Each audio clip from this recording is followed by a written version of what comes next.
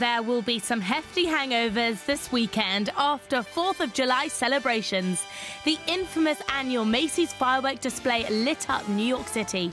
Miley Cyrus couldn't have looked any more patriotic as she joined in the action by warming up the crowds beforehand.